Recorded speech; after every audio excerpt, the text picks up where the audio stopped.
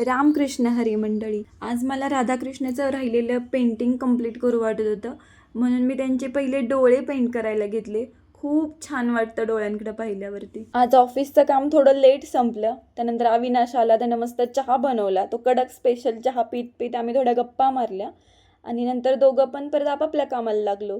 जेव्हा आपण आपल्या आवडीचं काम करतो ना, तेव्हा आपल्याला समजतच नाही की वेळ किती झालाय, आपण किती वेळ झालं हे काम करत बसलोय. टाइम बघितला तर 9 वाजलेल्या. मग म्हटलं आता अविनाश कुठेही बघावं, तर हा ह्याचं काम करत बसला होता. आतमध्ये एकदम शांतता होती घरात.